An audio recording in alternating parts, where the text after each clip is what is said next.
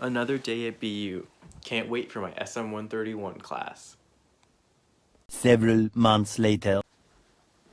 Oh man, this class is pretty hard. Maybe I should go see my TA.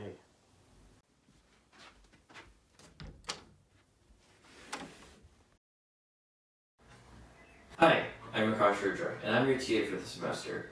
I'm a sophomore who's majoring in business and minoring in computer science with a concentration in finance and strategy. I grew up in Atlanta, Georgia, and have been interested in business since I was a child. I started my own company in high school and I've always been interested in helping younger students learn. I've worked at firms like Deloitte and Delta in the past in order to streamline existing workflows. And in my spare time, I like to make electronic music, play basketball, and cook cool foods. That's pretty cool. What makes you a good TA though? You know, that's a really good question. Let me show you. Each one of these hats represents a different skill that I have as a TA. Let's go deeper into one of them. So I took this class last year and was pretty successful. Throughout the semester, I was able to connect with my peers, TA, and most importantly, my professor. I still keep in contact with him to this day. But because of my past success, I already know what concepts are going to be difficult and have the notes and strategies that I use to conquer them. I worked with other TAs in the past in order to gain a deep understanding of the material, which allows me to explain complicated concepts to new students.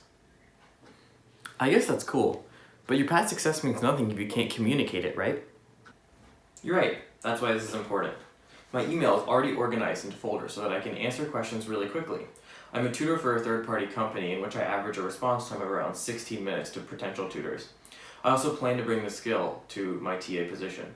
I'm also very organized with all my digital files, each class being separated into folders and days. That way I'll be able to send documents out to students in the blink of an eye. I guess that's cool, but what if I want to ask you a question in person? You know, I'm glad you asked.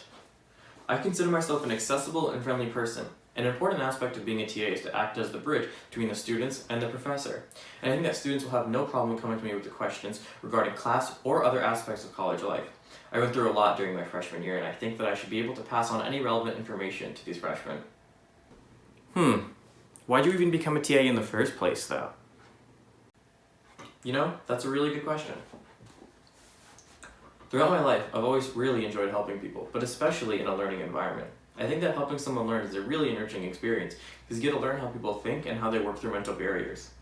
I've been a tutor for a few years now, and I've even held my own seminars at conferences where I teach about specific subjects. I can't wait to hold my own 131 seminar and work with the specific class and so we can all achieve our goals together. That's pretty gnarly, brother. But why do you think they chose you? You know, I'm not really sure, but here's what I think. I think it was my mindset of always wanting to make things better.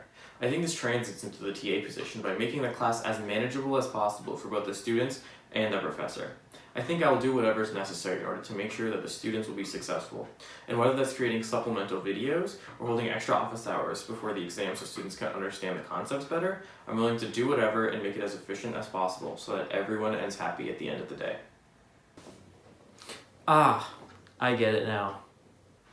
You know, I'll let you in on a little secret. The trick to being a successful TA is not to just have all of these traits, but to be able to combine them in order to create a successful learning environment for you and your students. I think I'm starting to get what's going on here. Anyway, time for my real question. Is it pronounced CAS or CAS?